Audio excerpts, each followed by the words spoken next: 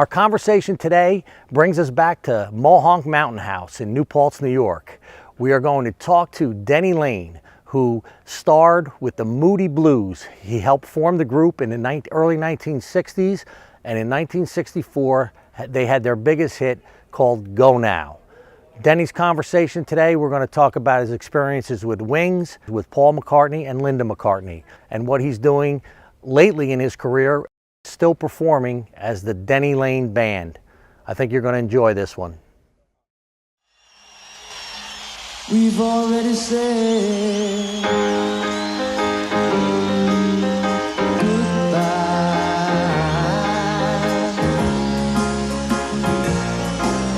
but since you gotta go, oh, you better go now.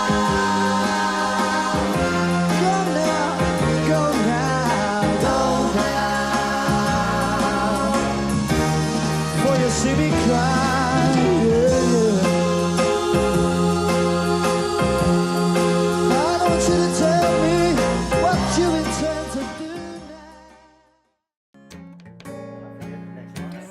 You gotta go, oh, you better go now, go now, go now, go now, go now, go now, for you see me cry. That note in your voice. For you see me cry.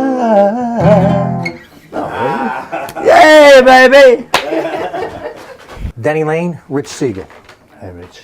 Nice to meet you. We got a chance to speak a few minutes before we came on, and it is a pleasure. I think everybody's familiar with Denny Laine, but for the little background on Mr. Laine is that he is the founder of the Moody Blues. His first band was Denny and the Diplomats. He later went on to a 10-year stint as one of the lead vocalists and guitarist, bass player also in the group Wings with Paul McCartney and Linda McCartney. Mm-hmm. And he's still performing today as the Denny Laine Band, and probably most well-renowned for a #1 single in the UK and a huge hit in the United States in 1964 with the Moody Blues called Go Now. We were singing it before we got on. If we have any B-roll later, it was really great. And we were talking today, before I let Denny tell his story a little bit, we were at Mohonk Mountain House in New Paltz, where we have filmed before, and we've taken a tour of the place, and Denny is enthralled, enamored, really enjoying. I feel at home already. It's a great place, and he has a connection with the Hudson Valley. Usually the people we're talking to have some connection with the Hudson Valley. He's very friendly. He's played with, we don't have to name drop, but it's every big name you can think of. I'll be name dropping later. He'll be doing a name dropping later. But Todd Rundgren, he's performed with, Dylan, obviously the Beatles, Friends, all of that stuff. But this area, through Bob Dylan, through Todd Rundgren, he's performed at the Bear before. Never had been to Mohonk. And we're having a good time. Yeah, so sure. Thanks, Denny. Thanks for being with us. It's a pleasure. I'm really knocked out by this place. Yeah. Cool. Let's go right back to the beginning. Okay. Birmingham, England. Yeah. You were born there. I was. The land of the Quakers, believe it or not. And I believe this place is connected to all that. It is. Bourneville chocolate, Cadbury's chocolate, yeah. Very religious roots here at Mohonk. Really? Same with your family, growing up, parents, working class, yes, definitely. My mother was very religious, but we had a good laugh. We weren't really sort of narrow-minded people. After the war, we always just sing and joke and have family get-togethers.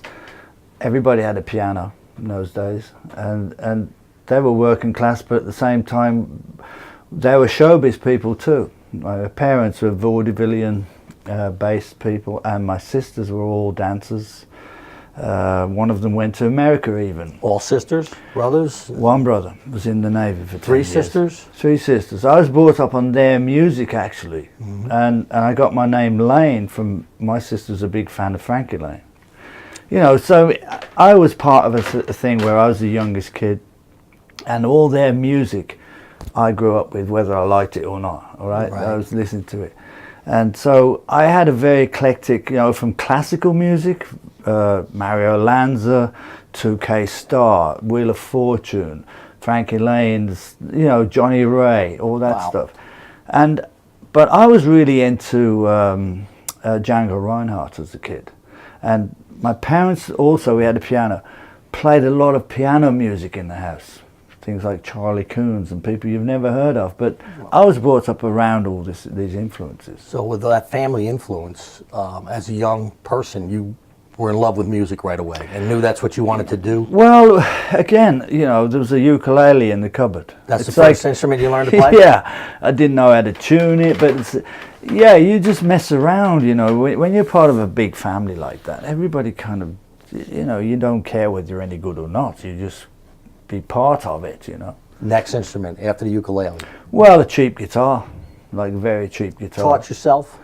Yeah, again, didn't know how to tune it, but when a friend at school's brother was a jazz guitarist who taught me how to tune it, and taught me a lot about the Django Reinhardt gypsy music.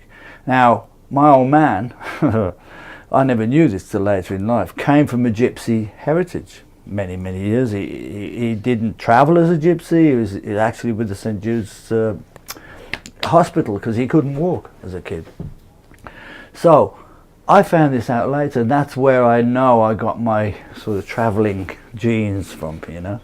Wow. So yeah, but gypsy jazz was big with me, and I kind of followed that. But at school, I got into joining a band called Johnny the Dominators, and I became this other person then. I was like part of that whole early rock thing. Denny and Diplomats. Denny and the Diplomats, your first band. Yeah. And your actual birth name was Brian Hines. It was. So they gave you the name Denny and Diplomats. How'd that happen? Because people used to put that in front of their bands, you know, Rory, Storm and the Hurricanes. Ringo was in that band. Ringo Starr was in that band. And there's a lot of bands that made their names up because, in a way, you know, you didn't want anybody to know who you were. It wasn't. It was about the band more than Brian Hines. Yeah, who's Brian Hines? That's not a name for a band. You know what I mean? It's that kind of thing. So, but it stuck with me. I did actually have a little, like we used to have a shed in the backyard. There's an old Nissan hut, like a bum shelter. And I started to play around a little bit with friends, and we called it the Den. So the name Denny came from that. That's cool. So you guys, there wasn't a promoter giving you Denny and the Diplomats. No, it was something you came up with. Yeah, you know, you dyed your hair and you did all the things. I was about, I was 12 when I did my first acoustic thing, and it was a Laine Donegan song, you know, a solo thing. And then in a band, say when I was about 14, 15, I started to become something else. But prior to that, I was singer-songwriter or a skiffle. You were writing songs too, but between 12 and 14, or trying to. Yeah, trying to. There was a guy called Laine Donegan who was huge, and actually, Justin Hayward was managed by Justin. This is a small world, right? Yes, it is. Comes back later. Laine Donegan was a big Irish folk singer who became huge, and we all followed him and Cliff Richards, and that's the English version of what you did in America with Elvis and all those people. But we were into that kind of music, and the first song I ever sang was "Does Your Chewing Gum Lose Its Flavor on the Bedpost Overnight?"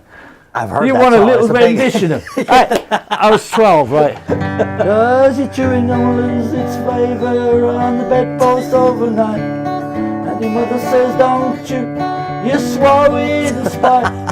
You catch it on your tonsils, you wiggle it left and right. Does your chewing gum lose its flavor on the bedpost overnight? Brought the house down. That went to #1 when? Not by me. Laine Donegan had a huge hit with that one. Yeah, it literally was a pop hit. Yeah, but those are the influences we had. It was T-chest bass, and you couldn't afford instruments in those days. You know the little I know about rock and roll and the British invasion and you know the Beatles, Moody Blues, the Stones, the blues is always there. It's always where they all come back to the blues. Your biggest influences, you said Elvis. And on the blues side. Yeah, and Elvis's big influence, obviously all the black blues players. Sure. You know. I have to say this without wanting to be, you know, unpolitically correct. We were totally into black music because we could be. In America, is a little bit more, you know. They shunned that. They yeah, shunned the blues a little more yeah. because it was associated with black people. Absolutely. Yeah. So in those days, we were the purveyors of black music. The Moody's actually backed up Sonny Boy Williamson and a few of those people, in Paris, and we were quite big in France because of our blues roots. And so, you know, I always tell a story about Sonny Boy Williamson was kind of a big influence on us, and they all lived in Europe, and therefore, you know, encouraged us to be what we were. And recently I was with Taj Mahal, and I was playing him my new song, and he said, "You still got the same sound that you had in the Moody Blues." I said, "Yeah, because that was our thing, us copying you and being influenced." And he says, "And we used to copy you too. We were influenced by you." Yeah, he said, "You." So that was big with us. Bouncing off that each was other big in a with lot of us. ways. Yeah. Well, we'll get to the Moody Blues right now because we talked about Denny and the Diplomats was your first band. Yeah. And that progressed into the original Moody Blues, correct? It did. And the name Moody Blues, we're back to the blues, was you, Mike Pinder, one other gentleman, Ray Thomas, saying, you told me how the Moody got into the blues, but yeah. Well, the short story. Yeah. They were in Germany with the Beatles at playing the same circuit, really, at that time, because they're a little bit older than me.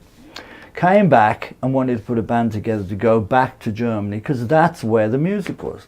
You got to remember that after the war, you know, Germany was settled by the American forces, and the American forces network in Germany had all this great music coming across. So that Radio Luxembourg played music for them. We picked up on that. We got that music in England. So in actual fact, your people were getting the music that we were influenced by, is what I'm saying, the army. So Germany was big on British music and American music because they all spoke English in school. That was the other thing. So then we therefore had a lot of work in Germany because of that. The Beatles and other bands went out there because of that, to play at Hamburg or absolutely, or to also to play at the army bases and stuff. So anyway, that's where we wanted to go, or the Moody's wanted to go back to. And I said, well, I'd rather go to London, that's where it's all happening, and that's why I left my band to go with these guys. Which turned out to be a very, whether you call it lucky, diligence is the mother of good luck, but it was the right move to go to London. It was. Well, we actually got discovered. We were playing blues, and we were just getting to the point where, you know, I was saying, well, what are we going to do? We're going to go to London, we're going to go to Germany, and it was all sort of that stage. Then we got discovered, taken to London by, you know, because in those days people used to come and look at talent scouts, looking for bands and stuff. And these guys were actually connected to the Beatles earlier with a company called Celtab, which was Beatle concessions and, you know, memorabilia to the company. They came up, took us to London, put us in all the best places, really, via their friends and influences, you know, like you do. And of course, then we met the Beatles again in London, and became friends. You had known them before that, even. I'd met them before in England, in Birmingham, my hometown. But then, and they'd met them in Germany. So again, we got together in London, and it went from there, and we became really close friends. Prior to anything to do with Wings, we were actually neighbours. We had parties. They'd play us at their stuff. We'd play us, you know, it was that kind of thing. And so that's how I knew Paul, really. So we're in 1964. You're with the Moody Blues, and you're knowing that. I'm just getting a little ahead. The Moody Blues have already had some success, and you do a cover of a song called "Go Now," and that goes to #1 in the UK and is a major popular song hit in the United States also, as everyone knows. And really, that is the takeoff in a way for you're the lead singer on that song. That's the signature song you've known for forever. What's that feel like too? That, you know, not stuck on a song, but that a song is associated with you. What's that about?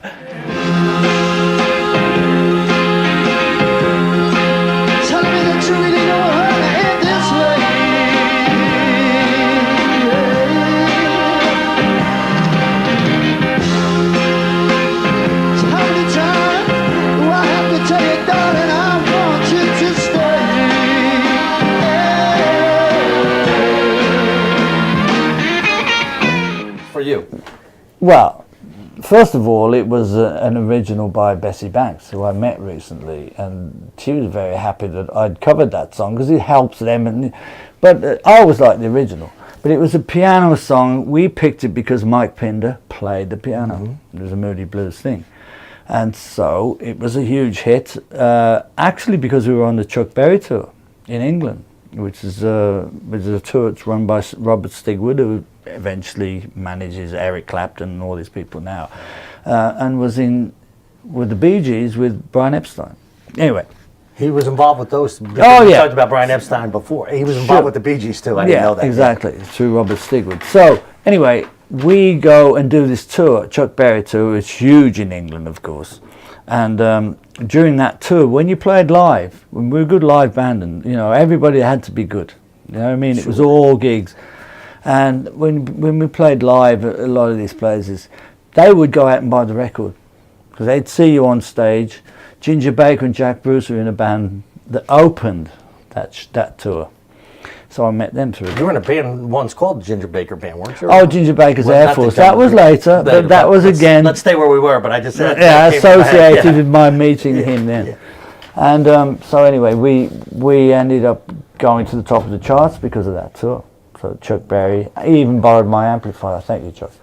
But it was, yeah. It was, so at that time, that's how we were. You're in England, not necessarily part of the English invasion to the United States, because you guys never ended up really touring at that time. You didn't come like the Beatles did come, and Herman Hermits and whoever, whatever other groups were.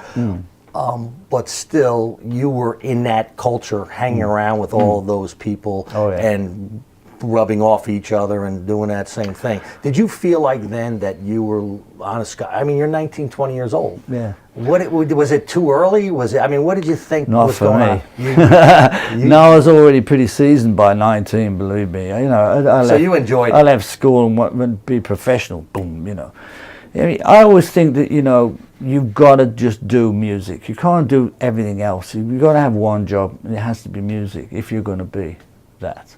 A lot of people think, oh, I got this job and I do that on the side. Yeah. I don't think you really... Not to get where you're No, you just have to make it your life. And in those days, there was no money in it, and see what I mean? It was all about trying to be famous, really. And it was about ambition. Yeah, it was. At the end of the day. It really was. There's a lot of talent around. Believe me, there are more bands in England than sliced bread. It was just... that. Love of music and the ambition? I'm putting words in your mouth. No, totally, love of music. But you had to have the ambition to... Well, what you did was you'd go on the stage with the band, like for example, I was on with the Yardbirds one night, and they were opening for us, and Eric comes off, he goes, beat that. And we go on, and we try and beat that. And it's all about you... Eric Clapton in the Yardbirds. Yeah, so you get that feedback, and you try and... compete. A lot of fun. Friendly. And then you become friends with these people. Then you're playing all the same gigs, and then, years later you're still friends because you all came through that same You were in shows when, with the Beatles performing before you were next, or whoever it may be. Chuck Berry, you said you toured with him. You toured with them all. Yeah. Played with them all. Yeah, that's what you do. That's what you do. And then you're in the clubs in London because you're all from out of town anyway. And so you're all having a laugh and drinking, and having fun and talking a lot. Here's something I always wonder about, Denny, is that athletes, rock stars, movie stars get famous and rich at 19, 20, young, without a lot of formal education. I always say that's a recipe for disaster. How did you handle it? Well, the fact is that you don't go in there after the money. Even though John Lennon said, we're in for the money, but it's not the money. And if you don't we never made money, not at all. I mean, it looked like we did. We were working, we were looked after, there was money there, but we were managed by people who didn't know what the hell they were doing either. We didn't really know that much either. When you get to that level, you just go with the flow, and nobody knows what the hell, how that gets spent, what happened there. These stories are rife in the business, you do know that, right? Yep. So You know, basically, if you don't make the money, you walk away from it. You say, "Well, where's all the money?" But they go, "Well, we don't know really what happened." But so you go on to something else.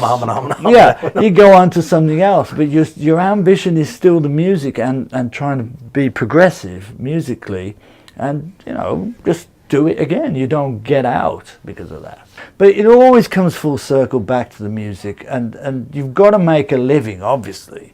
But you, and times change musically. The business changes. I mean, look at the way it is now. Yeah. You can't make the same money you used to then either. Okay. You have to be a businessman and a musician and everything else. And it's hard to learn. My point is, it's very hard to learn to be a businessman at 20 years old. It really is. Without a lot of formal education or a lot of experience of who's trying to get. Your passion is the music and having a good time. Well, and the money is kind of like, let someone else worry about that. Yeah, right. And there was a lot of that with record labels, because the record labels weren't really into music that much. You know, in those days, it was all classical music. George Martin, for example, was not into rock bands. He was the first one to actually, and we worked with Decca, who had no clue. So we had our own people. And like, if you think about it, we had like our roadies became our managers, or became, you know, business people with us. Sure. Because we trusted them. And you couldn't trust. Roadie manager right there. What's that? You couldn't trust the story. That's you couldn't. The story. The trust comes first. Exactly. You got to be friends with the guy. You got to live with him. You got to be able to know you're going to see him tomorrow morning and the day after, and you're going to be on the road with him. That's right. Makes sense. And then you're always talking about what the next move is, stuff like that. Sure. You know where you stand.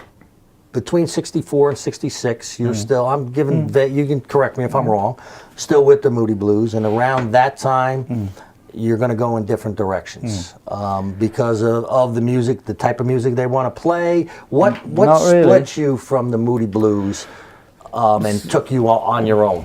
Well, the same thing that took me from Wings to being a solo artist again. I wanted to do something else. I wanted to continue the writing side of it, and not just be a band that goes on the road and works the same gig every night, you know, same set, you know what I mean? Move forward. Once you become famous, everybody's seen your act. What do you follow it with? See what I mean? Mm-hmm. So it's very difficult for years of being that to go into something new. I wanted the Moodies to be, you know, a studio band more then than go on, keep on the road. Doing the same At that time, they didn't want to do it. So I said, well, we never fell out. I just said, well, I'm going to do it. So anyway, they did what they did, and they got lucky in another way, and that's another story. And I decided I would go in that direction. I had a big hit, actually, with a song of mine with Colin Blunstone. I was now a songwriter. Colin Blunstone from the Zombies had a hit with a song called Say Don't Mind. And it kind of established me now as a writer. I recognize that one? Because, you know, I have a lot of well, I can play a bit of it. I realize that I've been in your eyes some kind of fool. I've heard it. Keep up. Yep. What I did, stupid fish attract the pool. Yep. I've been doing some whining. I'm doing some finding. So say you don't mind, let me up this time. And that was on the charts in the United States at some point? Yeah. Colin had a big hit with that. But, you know, now I'd written a song that well, actually, he did it later than my version. Mm-hmm. But I formed a band around that, and I called it Electric String Band.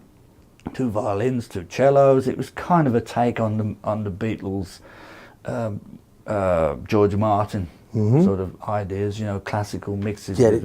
And stepping up with what the kind of music you're putting out, not back to your bubble gum sticking on a post, not so much the bubble gum, a little more orchestration in the background. Just try something progressive, that's all. So anyway, I did that at the Jimi Hendrix show, and Paul, John, and Peter Asher were in the audience, which led to Wings. Wow. So we'll get, that's a good segue into we've jumped a few mountains here. The Beatles break up, whatever it is, you're out there and you already have a relationship with Paul McCartney at some level. You knew each other. He gives you the call. Yeah. And says, Denny, I'm forming a band. Do you want to put a band together? That's exactly Literally. what his words were. And you yeah. went like, yes, right away? I or said, you well, "Let me think I'm about in it"? between bands at Is the that what moment. it said? Why would I want to join Paul McCartney? Something like that. Something like that. What yeah. was it really? What did you say when he called? I said, well, I did say that. I said, well, I'm not doing anything else. So You let's know, do it. Let's have a laugh. And I went up to Scotland and we did. And You know, I mean, we- I kind of gave up my own career, which sometimes I regretted in some ways. But I thought, in a lot of ways, 10 years. Yeah, you know, but- and you know, you're a star or in the music business yourself, and you're really going to now take a back seat in a Yeah. certain way Yeah, to absolutely. one of the greatest rock and rollers Yeah. commercially and successfully Sure. in the history of rock and roll, and his wife, who isn't necessily a Not a musical musician talent at at all. all, but they're going to have some fun, and you're going to be the guy kind of, you know. Yeah, because he knew me. You Right. see, if he picked someone else who he didn't know, he probably wouldn't have felt so comfortable to do something like that, which is to start again.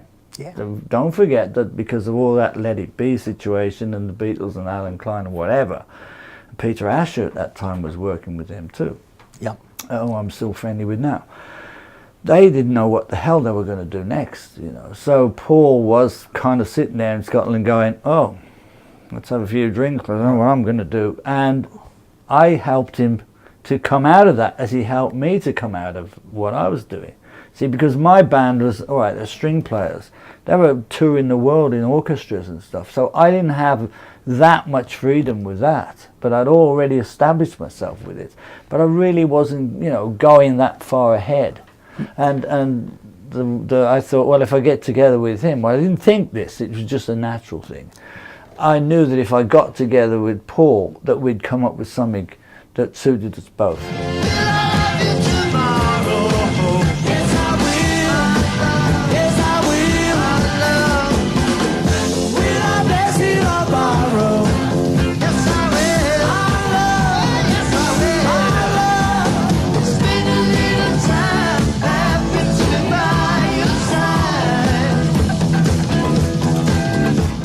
At that time. Which is interesting that, and you again, correct me if I'm wrong. I think Wings started in '71.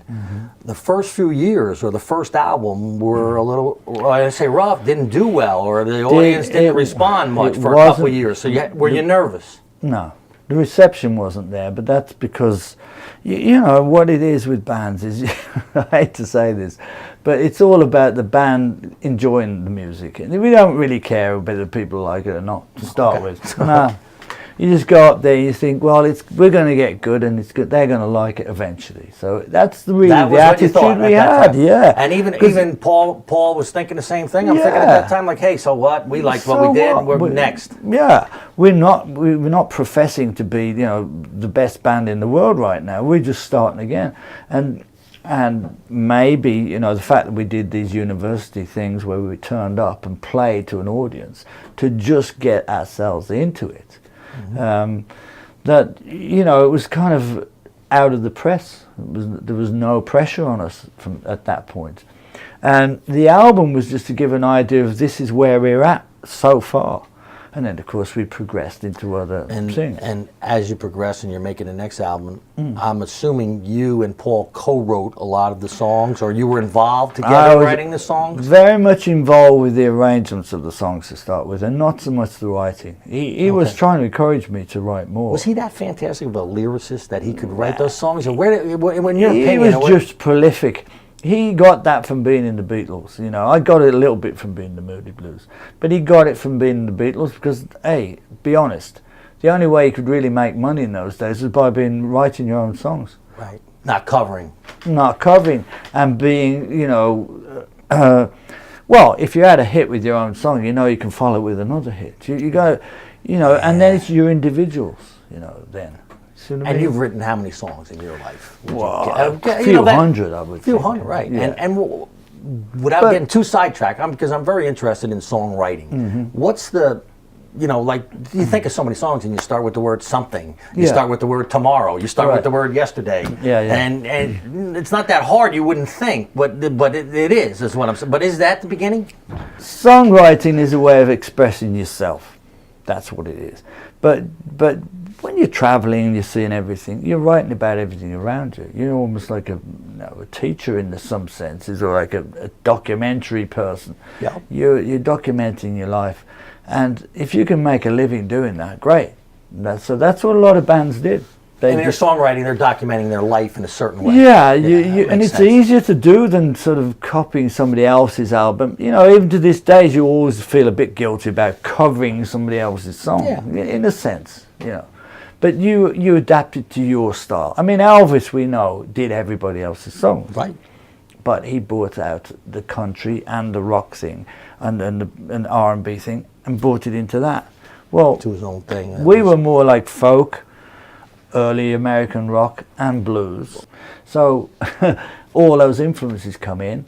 Paul came to me with an idea, and we had a huge hit with a song called My Love Kintyre, which was, because we were in Scotland, I was at his house for breakfast and he was playing around on this idea, and I said, well, My Love Kintyre. I went, that's a hit. He said, well, that's one song I'm not familiar with, and I know you said it was a huge hit, and it was a hit in Well, the United States. Let me hear that. yeah, it's Can a you very mind? simple song. I mean, but it was with bagpipes. My love Kintyre, oh mist rolling in from the sea. My desire is always to be Little Danny boy, little Irish folk. Nice. Yeah, Irish folk. Ireland was right over the water. In fact, that part of Scotland, they're half Irish and half Scottish. The pipe band comes in, it's a huge hit. Yeah. Just because we're allowed to do what we want to do, and we're not governed by, you know, the authorities of record companies and whatever. Right.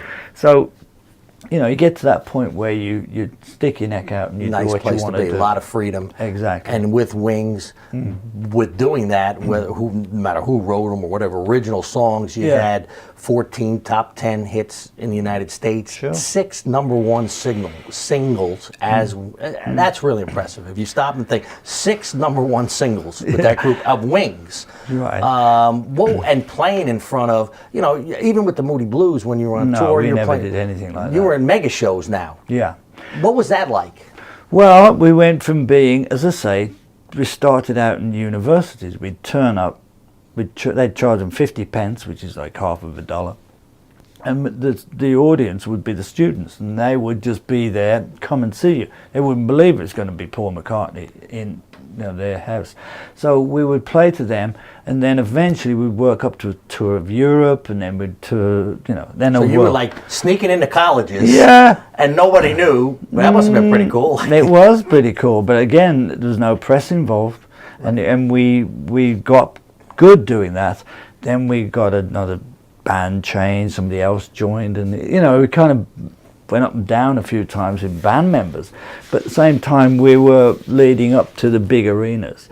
And in those days there was only us and Led Zeppelin and people like that, and The Who maybe, those kind of bands in were that doing mid-70 periods that were going out and putting Yeah. on kind of The big, in a stadium, maybe yeah. even 60,000 people. The you were stadium. doing. Well, the biggest one we did, I think, in those days was Seattle, 80,000.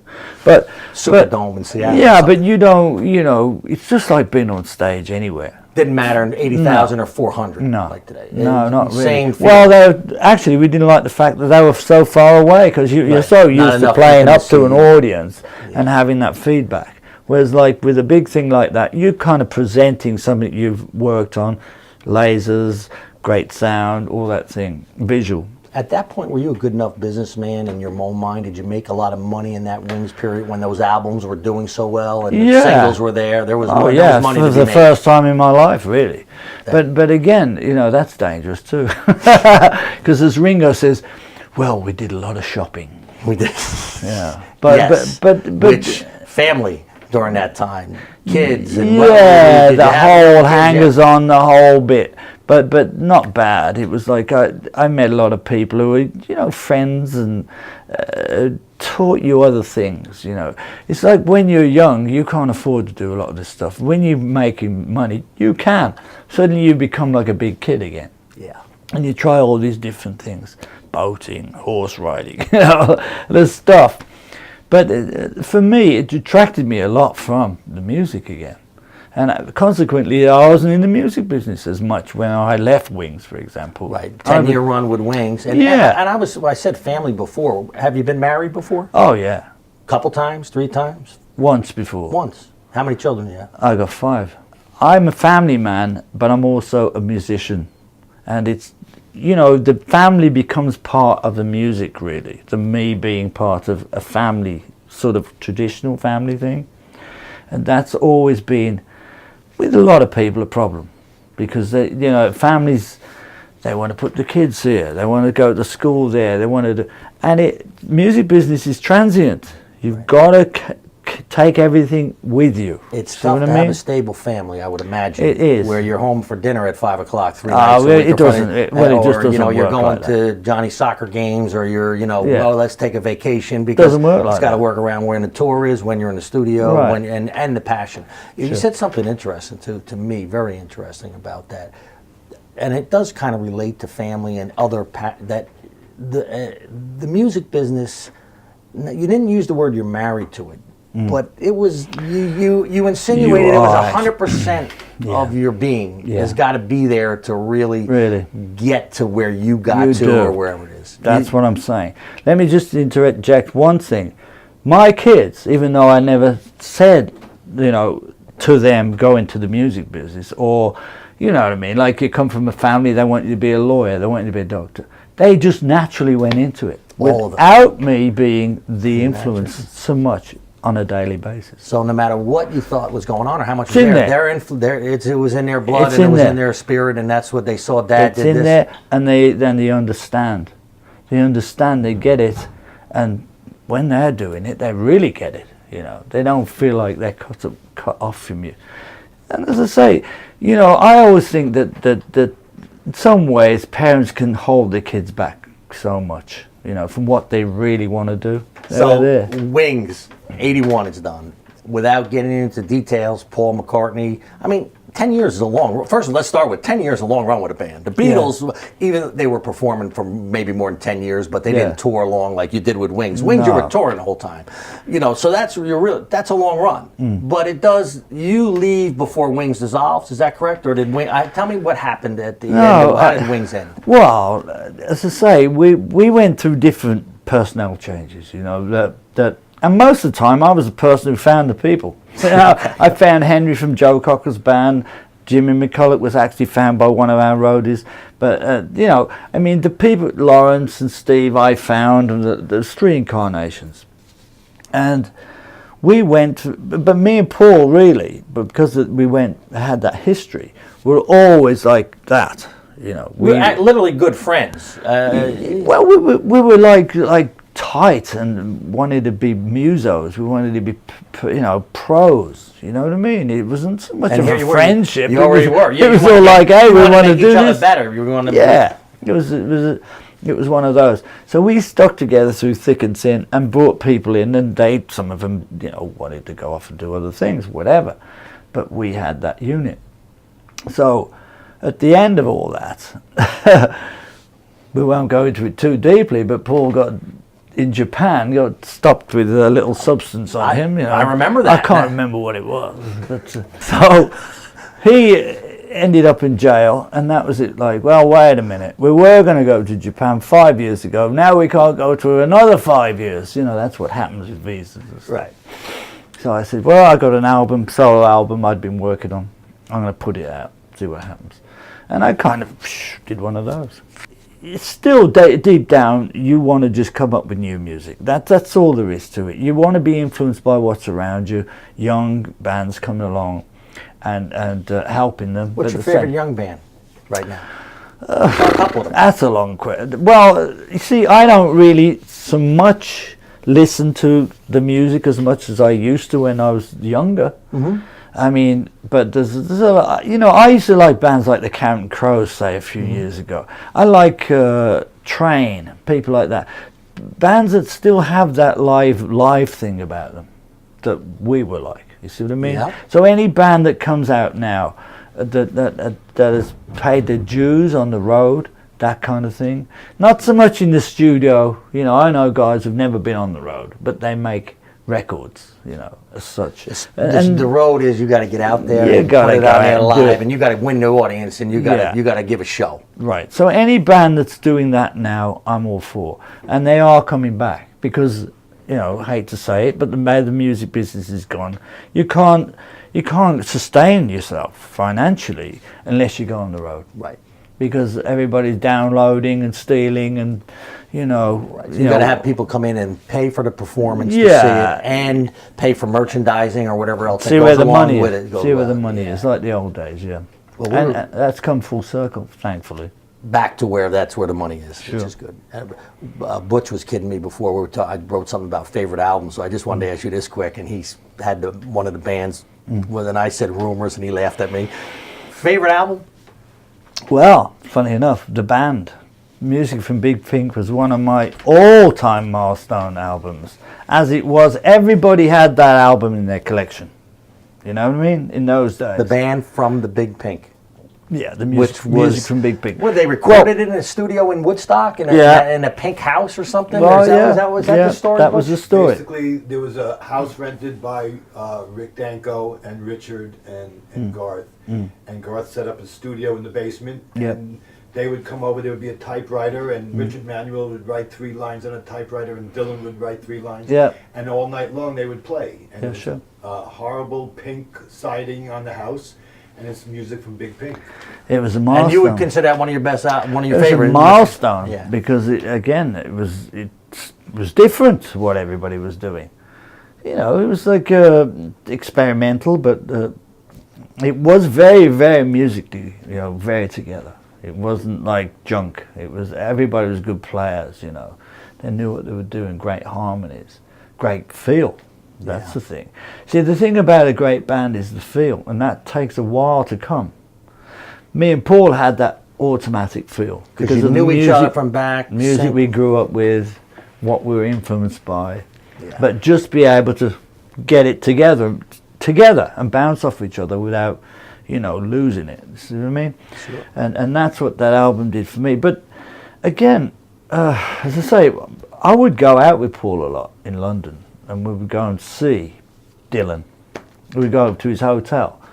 This is in the 80s or when you were younger? It's his prior before Wings, and we would go and see whoever was coming into town. A lot of American people came to London to be discovered, actually.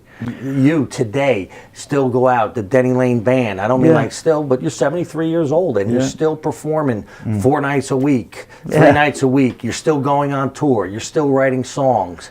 Is that, you know, some people give you the answer, well, that's what I do. Yeah. Is that your, why? It's because of it's also the feedback. You know, you get a lot of people coming along with their kids, the grandkids, and the grandkids come to you and they say, we love your music. And you go, how do you know it? Well, my granddad used to play it when I was growing up. And they become our fans now. It's unbelievable, actually. It's gotta be.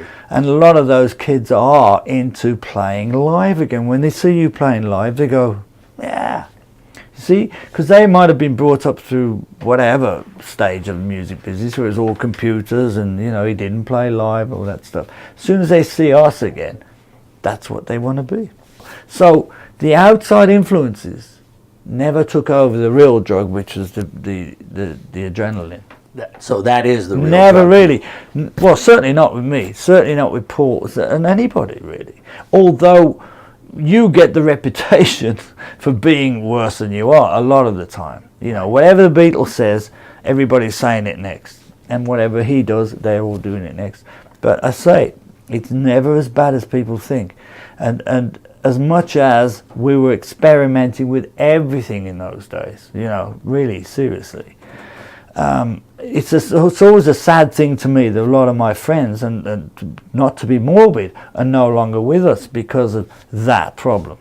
Keith Moon, Hendrix, you know, Jimmy McCulloch from Wings, because they couldn't really handle it. But you know, when you're not working, you're not getting paid, a lot of that stuff comes into it, you see. What do you think got you through that? I mean, you obviously were part of that whole thing where you could have been one of those statistics. In your side of you, what do you My think got you family through that? probably. The foundation. Yeah, the thing of like, you know, my mother was pretty religious. You know, you couldn't swear in the house. It was all that kind of upbringing that they didn't need it. You know, I mean, they never even drove a car. You know what I mean? It was like we were taught to be, you know, professional and not get into fights and stuff. It was all that kind of thing, and you keep that with you. Was it as fun and wild as the people from the outside when you look back? I know it's a lot of hard work, but the whole ride of the rock and roll scene and the Moody Blues and Wings and being in part of, not the invasion of but being around all those people in the 60s, the rock stars, was it as crazy as we imagined? It was pretty crazy, but it wasn't as crazy as people imagine. That's all I can say. Right. Yeah, because, you know, look, you do an interview, right, with the newspaper. It doesn't come out exactly how you said it. There's always an embellishment of every story. Well, that's the first thing that comes to mind. But yeah, we were on the cutting edge of a lot of things that needed to be done in those days. We were kids. We were in a situation where people were looking at us, watching us, following us, being inspired by us. And we were out there, you know, dealing with it. But as I said, it was always something like a unit, family, partnership, you know, looking out for each other. Whatever it be, whether we're getting stoned at a party, or whether in the pub having a drink, or, you know, watching all this craziness going on around us with people we'd never been used to being around, like rich people, aristocrats, you know, whatever. It was another world to us, and we guided ourselves through it, you know. But we never really let it get to us to the point where we didn't know what we were doing.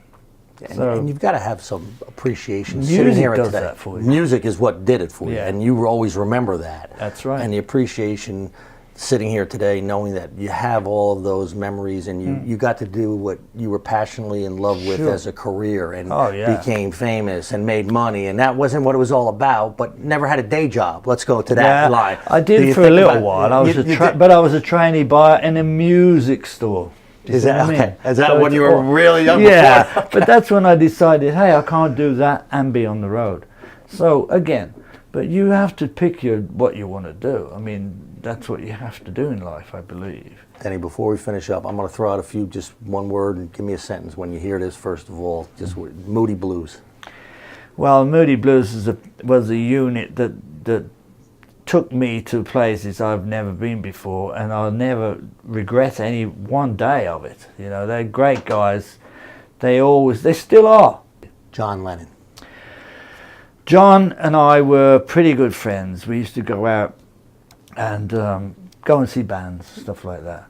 And John was an outspoken guy, but in a very loving way. You know, he didn't deserve what he got because it was misinterpreted the way it was. Because everything he said, he wasn't selfish about. Your dad. My dad was a big influence on me and got me my first guitar. You know what I mean? My first motor scooter, put me on the stage with the pantomime company, and yet he didn't sort of push me into it. He was my role model in one sense, but I was his too. Really interesting. You know, to say that, because you know, it's a good one. If you had a couple things to say right now, was your biggest contribution to this life, what would they be? Well, obviously, it's always, you know, being able to have a kid. That's the biggest thing. It's number one. Well, it is because you know, you're following through. You're giving somebody life to sort of carry on, whatever. I mean, it's a great achievement.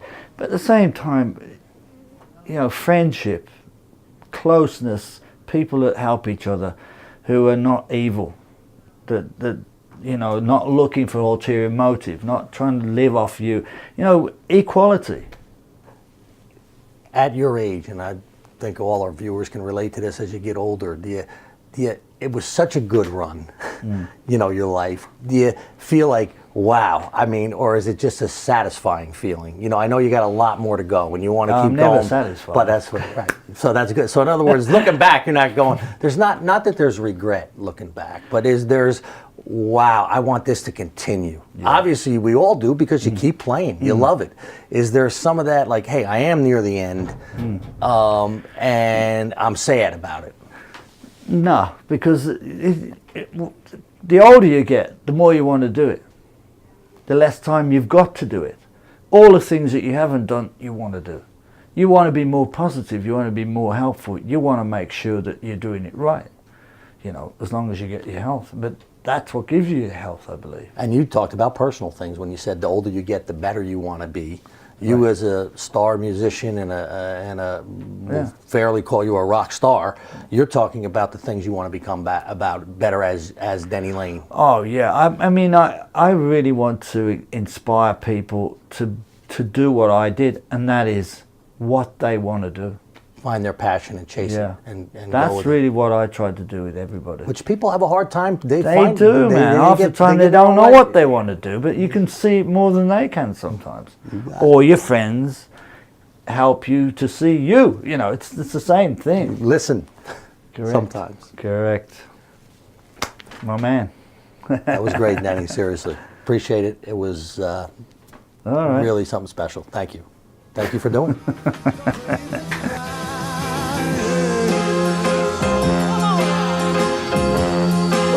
You to tell me what you intend to do.